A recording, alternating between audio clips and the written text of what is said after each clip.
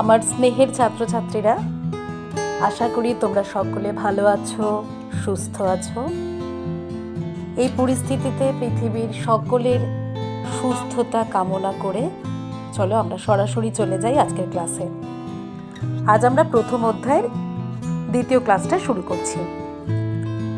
আমরা শুরু করেছি প্রথম অধ্যায় অর্থাৎ অর্থনীতির সংজ্ঞা এবং বিষয়বস্তু নিয়ে আলোচনা। আগের দিন আমরা পড়েছিলাম অর্থনীতি সম্পর্কে তিনজন অর্থনীতিবিদের প্রদত্ত সংজ্ঞা, অ্যাডাম স্মিথ, মার্শাল এবং রবিন্স। আজ আমরা আরও কয়েকজন অর্থনীতিবিদ কি বলেছেন অর্থনীতির সংজ্ঞা সম্পর্কে সেগুলো পড়ব। আমি প্রত্যেকের প্রদত্ত সংজ্ঞায় আগে এমনভাবে বলবো, তোমরা লিখে নেবে, তারপরে সেটা বলার সাথে সাথেই সেটা আমি বুঝিয়ে দেব, কেমন?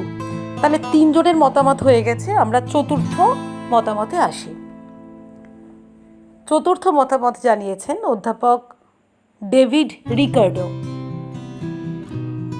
ডেভিড রিকার্ডোর মতে সমাজের বিভিন্ন শ্রেণীর মধ্যে সম্পদ বন্টনের আলোচনাই অর্থনীতি। ঠিক আছে?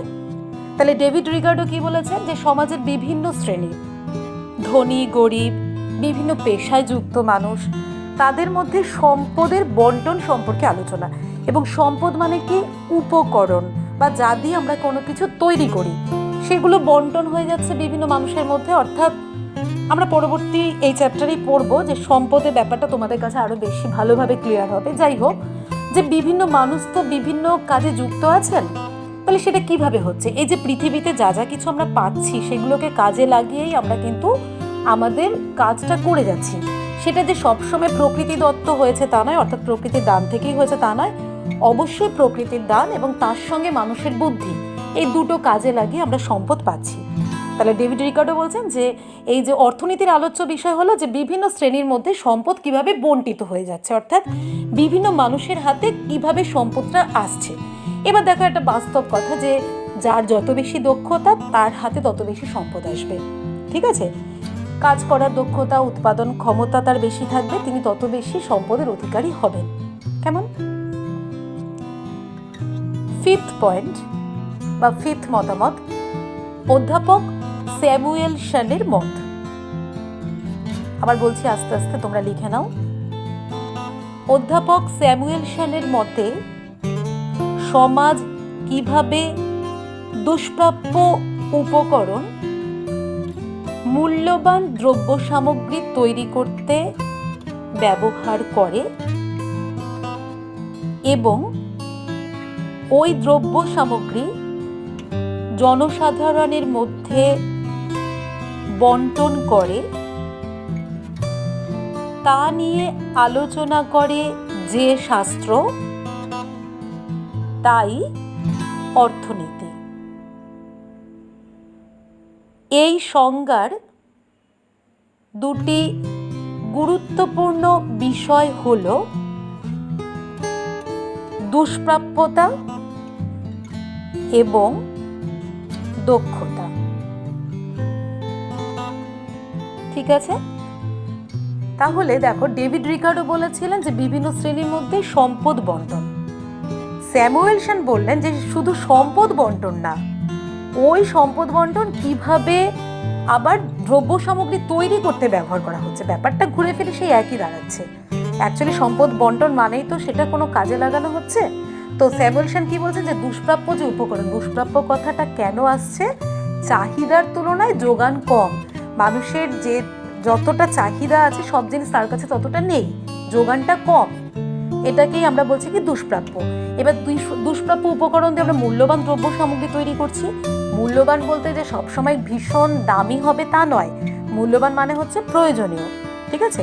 তাহলে দুষ্প্রাপ্য উপকরণের সাহায্যে কিভাবে আমরা প্রয়োজনীয় জিনিসগুলো তৈরি করছি, অর্থাৎ প্রয়োজনীয় জিনিসের ব্যবহারে দুষ্প্রাপ্য উপকরণ আমরা কাজে লাগাচ্ছি, প্রয়োজনীয় দ্রব্য সামগ্রী উৎপাদনে আমরা দুষ্প্রাপ্য উপকরণ ব্যবহার করছি। এবং এই দ্রব্য সামগ্রী জনসাধারণের মধ্যে বন্টন হচ্ছে। তাহলে রিকার্ডোর ক্ষেত্রে জাস্ট কি ছিল? উপকরণের বন্টন। স্যামুয়েলসনের ক্ষেত্রে উপকরণের বন্টন, সেই সঙ্গে উপকরণগুলো কিভাবে আমরা দ্রব্য সামগ্রীর উৎপাদনে ব্যবহার করছি এবং আবার উৎপাদিত জিনিসটা আবার কিভাবে জনগণের মধ্যে বণ্টিত হয়ে যাচ্ছে। অবশ্যই তাই। দেখো, আমরা যে বিভিন্ন জিনিস ব্যবহার করি, আমরা তাদের মধ্যে দু একটা জিনিস তৈরি করতে পারি। আজকে যিনি ধরো শিল্পে শ্রমিক হিসেবে কাজ করছেন, তিনি যে জিনিসটা তৈরি করছেন তিনি হয়তো সেটা ব্যবহার করছেন, কিন্তু বাকিগুলো তো কিনতে হচ্ছে। প্রত্যেককেই তাই, কৃষক, তাকেও জিনিস কিনতে হচ্ছে। ব্যবহার্য জিনিস আমরা সবাই একা একা তৈরি করতে পারি না। তাহলে সেগুলো কি হচ্ছে, যে উৎপাদিত দ্রব্যগুলো আবার মানুষের মধ্যে বণ্টিত হচ্ছে। এই বিষয়গুলো নিয়ে আলোচনা করছে যে শাস্ত্র, স্যামুয়েলসন কি বলেছেন, তাকেই বলেছেন অর্থনীতি। তাহলে এই সংজ্ঞায় দুটি গুরুত্বপূর্ণ বিষয় কি, দুষ্প্রাপ্যতা এবং দক্ষতা। দুষ্প্রাপ্যতা মানে আমি আগে বললাম যে চাহিদার তুলনায় যোগান কম, আর দক্ষতা মানে কি, যে যার যতটা দক্ষতা সেই অনুযায়ী তিনি তত বেশি সম্পদের অধিকারী হচ্ছেন, তত বেশি দ্রব্যেরও অধিকারী হতে পারছেন। ঠিক আছে, 6th পয়েন্ট লেখো, অর্থনীতিবিদ ড্যাভেনপোর্টের মত। অর্থনীতিবিদ ড্যাভেনপোর্টের মতে বিভিন্ন পণ্যের দাম বা মূল্য নির্ধারণই অর্থনীতির আলোচ্য বিষয়। জাস্ট এইটুকু। ঠিক আছে, তাহলে ড্যাভেনপোর্ট কি বললেন, যে অর্থনীতিতে কি আলোচনা করা হবে, বিভিন্ন জিনিসের দাম বা মূল্য। তো এই প্রসঙ্গে আমি বলে দিই যে তোমরা 3rd চ্যাপ্টারেই পড়বে, দাম এবং মূল্য কিন্তু এক কথা নয়। ঠিক আছে, সমার্থক শব্দ নয়। আমরা ইকোনমিক্স পড়ার আগে আমাদের মনে হয় যে দাম এবং মূল্য বোধহয় একই কথা, কিন্তু আমরা ইকোনমিক্সে পড়বো দাম এবং মূল্য এক কথা নয়। তো যাই হোক, ড্যাভেনপোর্ট বললেন যে শুধুমাত্র দাম বা মূল্য নির্ধারণ সম্পর্কে আলোচনা করা হচ্ছে অর্থনীতিতে। এটাও ঠিক কথা, যে দেখো আমরা যে বিভিন্ন জিনিস কিনছি তার বিভিন্ন দাম, কোনো জিনিস সস্তা, কোনো জিনিস দামি, এবং দেখো অনেক জিনিস অতি প্রয়োজন, সেগুলো হয়তো দাম কম, আবার অনেক জিনিস খুব বেশি প্রয়োজন নয় অথচ তার দাম বেশি। তো এইগুলো কিভাবে ঠিক হয় বলো তো, চাহিদা যোগান দিয়ে। ঠিক আছে, যে যে জিনিসের চাহিদার তুলনায় যোগান কম তার দাম বেশি হয়, আর চাহিদার তুলনায় যোগান যদি বেশি থাকে তাহলে তার দাম কম হয়। আমরা পরবর্তী চ্যাপ্টারে পড়বো, এটা ডিটেলে পড়বো। নেক্সট 7th পয়েন্ট লেখো, কার্ল মার্কসের মত। কার্ল মার্কস মনে করতেন অর্থনীতির কাজ হলো সামাজিক উৎপাদন ক্ষেত্রে মানুষে মানুষে অর্থনৈতিক সম্পর্ক বিশ্লেষণ করা। ঠিক আছে, তাহলে আমরা কি দেখছি, দার্শনিক কার্ল মার্কস কি বলেছেন, যে অর্থনীতি কি কাজ করছে, যে সামাজিক উৎপাদন ক্ষেত্র। উৎপাদন মানে কি, কিছু তৈরি করা। তার আগে সামাজিক কথাটা কেন এলো, যে বিভিন্ন যে উৎপাদন পদ্ধতি তা যদি ব্যক্তি নিরপেক্ষ পদ্ধতিতে হয়, অর্থাৎ নিজের পছন্দ মতো নয়, মানে সমাজে বিভিন্ন অভিজ্ঞতার মাধ্যমে যে পদ্ধতিগুলো মানুষ অ্যাকসেপ্ট করেছেন সেইটাকে আমরা বলি সামাজিক। যেমন ধরো যে একটা সময় লাঙলের সাহায্যে কৃষি উৎপাদন হতো, কিন্তু আমরা দেখতে পাই এখন অধিকাংশ জায়গায় ট্রাক্টরের সাহায্যে কৃষি উৎপাদন হচ্ছে। তাহলে এই যে ট্রাক্টরের সাহায্যে উৎপাদনটা কেন করছেন কৃষকরা, তারা দেখেছেন অভিজ্ঞতার মাধ্যমে মানে অল্প সময়ের মধ্যে অনেকটা ফসল উৎপাদন করা, চাষ করা সম্ভব হয়। এরকমভাবে অভিজ্ঞতার মাধ্যমে যে পদ্ধতিটাকে অ্যাকসেপ্ট করা হয় সেটাকে বলছে সামাজিক। তাহলে কার্ল মার্কস কি বললেন, যে সামাজিক উৎপাদন ক্ষেত্রে মানুষে মানুষে অর্থনৈতিক সম্পর্ক বিশ্লেষণ করা। যেমন ধরো এই যে আমরা বলছি যে শিল্পক্ষেত্রে মালিক এবং শ্রমিক, তার মধ্যে একটা অর্থনৈতিক সম্পর্ক আছে। মালিক সর্বদা চাইবেন শ্রমিক বেশি কাজ করবেন এবং যাতে কম মাইনে দেওয়া যায়, এটা তার ভিউ, এই নীতি থাকবেই। আবার শ্রমিক কি চাইবেন, যে অল্প কাজ করে যেন বেশি মাইনে পায়। আমি কাজের কথাটা বাদ দিলাম, নীতিগত দিক থেকে ওটা না আনাই ভালো। মালিক সবসময় চাইবেন তার খরচ কমাতে, আর শ্রমিক চাইবেন তার ইনকাম বাড়াতে, এটাই তো। এবং সেখানে অর্থনৈতিক সম্পর্ক ব্যাপারটা এই কারণেই আসছে যে দুজনেই কিন্তু দুজনকে কাজে লাগাচ্ছেন, কেউ কিন্তু ওখানে নিঃস্বার্থভাবে কাজ করছে না। এটা স্বাভাবিক কথা, মানুষের জীবনযাপনের জন্য এক্ষেত্রে কিন্তু আমাদের সেইভাবে কাজ করতে হবে প্রত্যেক ক্ষেত্রে। কৃষিক্ষেত্রে আমরা দেখি যে সবসময় তো কৃষক পরিবার নিজেরাই চাষ করেন না, তারা অন্য শ্রমিকদের দিয়েও চাষ করান। সেক্ষেত্রে আমরা দেখতে পাই যে জমির মালিক এবং ওই যে যিনি শ্রমিক অর্থাৎ কাজ করছেন কৃষি শ্রমিক, তাদের মধ্যে একটা অর্থনৈতিক সম্পর্ক। এইভাবে কার্ল মার্কস গুরুত্ব দিয়েছেন যে বিভিন্ন সামাজিক উৎপাদন ক্ষেত্রে মানুষের যে অর্থনৈতিক সম্পর্ক সেটা নিয়ে বিশ্লেষণ করাটাই হচ্ছে অর্থনীতির কাজ, সেটাকে তিনি বলেছেন। নেক্সট এলেন কে? আধুনিক অর্থনীতিবিদ জ্যাকব ভাইনার। তাহলে লেখো যে 8th পয়েন্ট লেখো জ্যাকব ভাইনারের মত। তিনি কি বলছেন?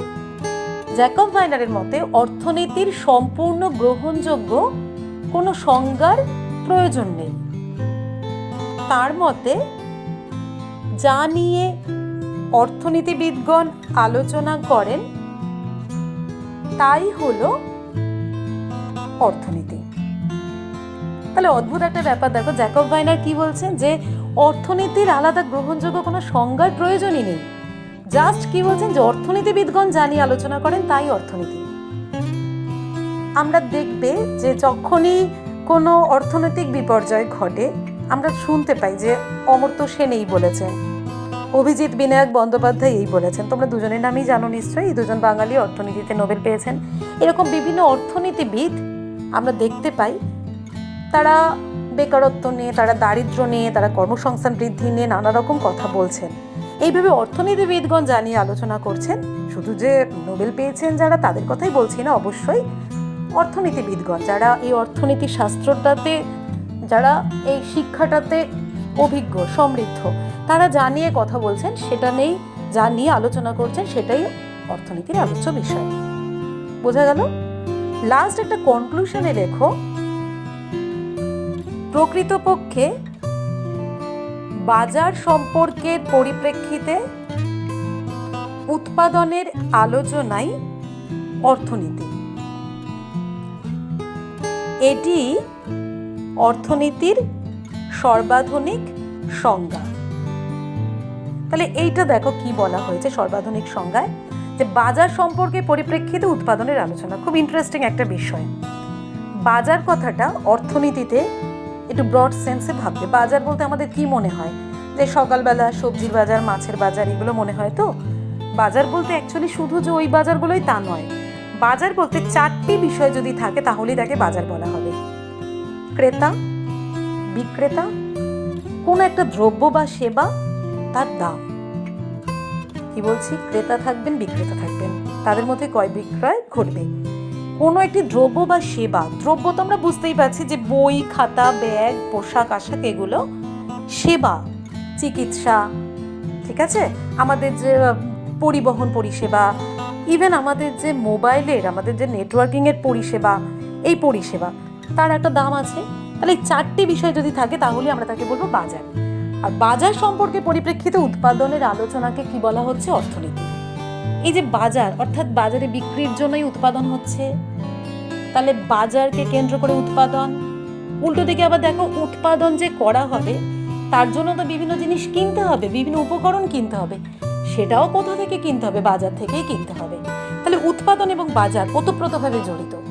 এইটা নিয়ে আলোচনা করছে কি? অর্থনীতি। কেমন? তাহলে অর্থনীতির সংজ্ঞাগুলো আমরা পরপর দেখলাম, তোমরা কিন্তু একটু ভালো করে এগুলো বুঝে নিও। তাহলে সংজ্ঞার পরে এই চ্যাপ্টারে যেটা আলোচ্য বিষয় সেটা বলছি, তোমরা লিখে নাও।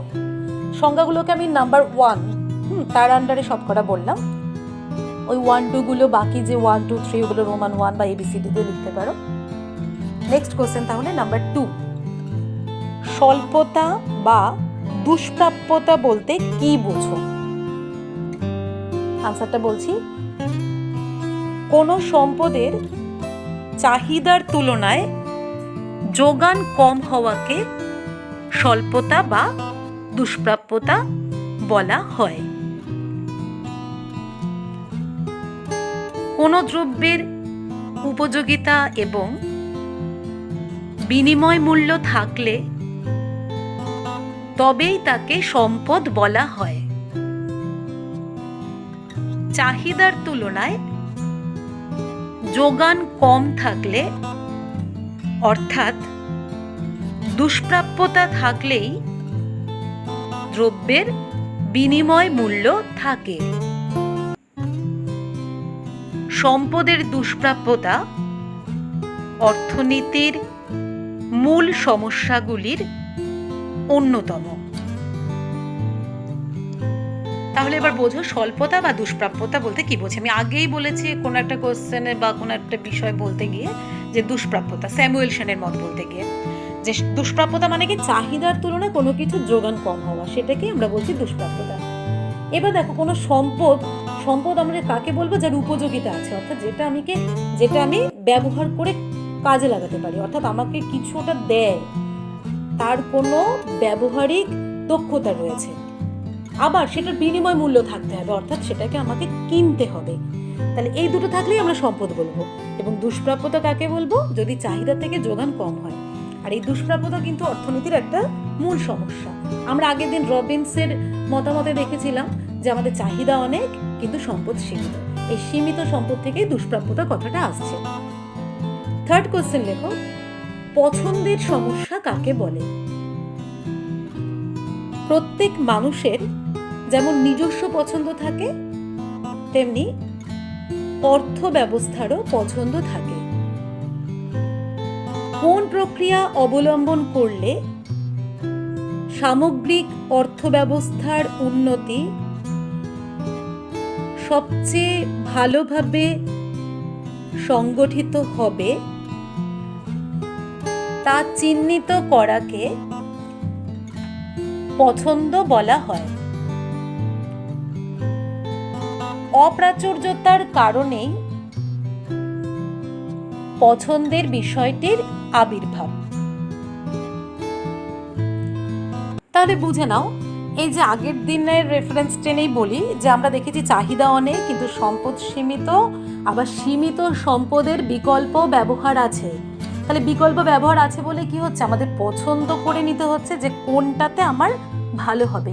ঠিক যেমন একজন ব্যক্তির ক্ষেত্রে সেইভাবে একটা অর্থনীতির ক্ষেত্রেও তাই, যে কোন প্রক্রিয়া অবলম্বন করলে অর্থনীতি এগিয়ে যাবে, অর্থনীতির উন্নতি দ্রুত ঘটবে, এইটাকে বেছে নিতে হবে যে কোনো অর্থনীতিকে। ঠিক আছে, এটাকে আমরা বলছি কি পছন্দের সমস্যা। আমরা তো দেখতে পাই যারা অর্থনীতিবিদ বলো বা যারা আমাদের যে দেশের যারা নিয়ন্ত্রক, তারা নানা রকম যে ডিসিশন নেন, তারা তো এই পরিস্থিতি অনুযায়ী ডিসিশনগুলো নিয়ে থাকেন। তো সেখানেও কিন্তু এই পছন্দের সমস্যা কিন্তু ম্যাটার করে। ঠিক আছে, নেক্সট লেখো নাম্বার 4, বাণিজ্যবাদী কাদের বলে? ক্লাসিক্যাল অর্থনীতিবিদ অ্যাডাম স্মিথ, রিকার্ডো প্রমুখ অর্থনীতিবিদগণের আগে একদল অর্থনীতিবিদ বাণিজ্যবাদী নামে পরিচিত। তাদের মধ্যে উল্লেখযোগ্য স্যার টমাস মান, স্যার উইলিয়াম পেটি প্রমুখ। তাদের মতে বাণিজ্যের মাধ্যমে যদি কোনো দেশ বিদেশ থেকে সোনা, মূল্যবান ধাতু প্রভৃতি ধনসম্পদ সংগ্রহ করতে পারে, তাহলে দেশের উন্নয়ন ঘটবে। তাদের মতে সম্পদের পরিমাণ বৃদ্ধি পেলেই দেশের উন্নয়ন ঘটবে। দেখো, আমরা অ্যাডাম স্মিথকে বলেছি অর্থনীতির জনক। তিনি কি বলেছিলেন যে সম্পদ কিভাবে বৃদ্ধি পাবে সেটাই ফ্যাক্টর। কিন্তু তার আগে একদল ব্যক্তি তারা বলেছিলেন যে অ্যাডাম স্মিথ যেমন বলেছিলেন যে সম্পদ বৃদ্ধির জন্য দক্ষতা, উৎপাদন ক্ষমতা, সম্পদটা কতটা সেটা বড় ফ্যাক্টর না, কিভাবে বৃদ্ধি করা যায় একটা দেশের মধ্যে সেটা ফ্যাক্টর।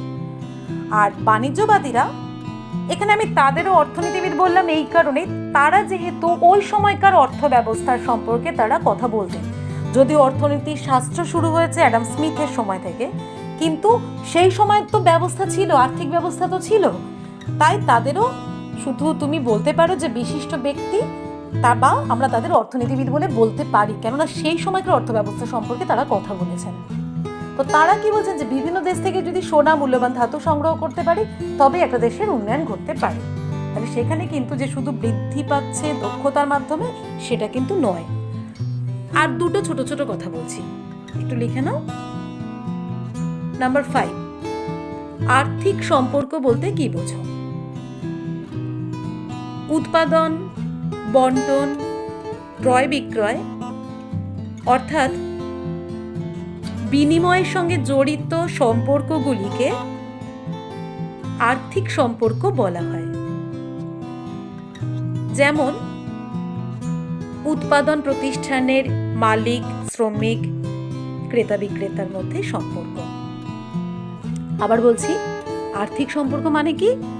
যেখানে কি হচ্ছে যে বিনিময়ের সম্পর্ক জড়িত, অর্থাৎ কেনা বেচা ব্যাপারটা থাকছে, যে একজন উৎপাদন করছেন, মালিক থাকছেন, শ্রমিক থাকছেন। আবার কেনা বেচার সময় আমরা কি দেখতে পাচ্ছি? ক্রেতা থাকছেন, বিক্রেতা থাকছেন, তাদের মধ্যে কিন্তু আর্থিক বিনিময় ঘটছে। এগুলো সবকটাই হচ্ছে আর্থিক সম্পর্ক। নাম্বার 6 কি হবে? আচ্ছা, আমি আগেরটা কিন্তু নাম্বার 5 বলেছি। হ্যাঁ, নাম্বার 6 কি হবে? অনঅর্থনৈতিক সম্পর্ক বলতে কি বোঝো? অর্থনীতিতে বিনিময়বিহীন সম্পর্কগুলিকে অনঅর্থনৈতিক সম্পর্ক বলা হয়। যেমন বিক্রেতা তার পরিচিত ক্রেতার কাছ থেকে দ্রব্য বা সেবা কার্যের বিনিময়ে অর্থ না নিলে তাকে অনঅর্থনৈতিক সম্পর্ক বলা হবে। আমি বলছি বেশি ঘটনাগুলো, কিন্তু অতটা তোমরা জাস্ট আমি ক্লিয়ারলি বোঝার জন্য বলছি, কিন্তু ভীষণ সোজা। আর্থিক সম্পর্কতে কি ছিল? বিনিময় সম্পর্ক, অর্থাৎ অর্থটা চলে আসছিল। তাহলে অনঅর্থনৈতিক সম্পর্কতে বোঝাই যাচ্ছে সেখানে কি হবে, যে কেনা বেচা সম্পর্কটা থাকবে না। ধরো একজন পরিচিত চিকিৎসকের কাছে কেউ গেছেন এবং তাদের মধ্যে ভালো সম্পর্ক আছে, পারিবারিক সম্পর্ক আছে, তাহলে সেক্ষেত্রে দেখা যাবে চিকিৎসক কিন্তু কোনো ভিজিট না নিয়েই ওই ব্যক্তি চিকিৎসা করলেন। এরকমভাবে কোনো বিক্রেতা যদি পরিচিত হন ক্রেতার, তাহলে খুব অল্প দাম নিতে পারেন বা কোনো টাকা নাও নিতে পারেন। এগুলোকে আমরা বলছি কি? অনঅর্থনৈতিক সম্পর্ক, একদম বাস্তব। তাহলে একটু ভালো করে দেখে নিও সংজ্ঞাগুলো। আর বলেছি আমি কি বলেছি, আর বলেছি যে স্বল্পতা, পছন্দের সমস্যা, বাণিজ্যবাদী, আর্থিক সম্পর্ক, অনঅর্থনৈতিক সম্পর্ক। ঠিক আছে, একটু দেখে নিও ভালো করে। সবাই সুস্থ থেকো। আর একটানা যদি শুনতে ভালো না লাগে তোমরা ইন্টারভ্যালে শুনতে পারো, পরে মানে রইলই তো তোমাদের কাছে এটা, তোমরা তোমাদের প্রয়োজন মতো যখন ইন্টারেস্ট পাবে শুনবে, কিন্তু আমি চাইবো শোনো তোমরা, তাহলে কিন্তু পড়াটা আর পরবর্তীকালে এটা বোঝা হয়ে যাবে না। কেমন? সবাই সুস্থ থেকো, ভালো থেকো, আজ তবে এতটাই।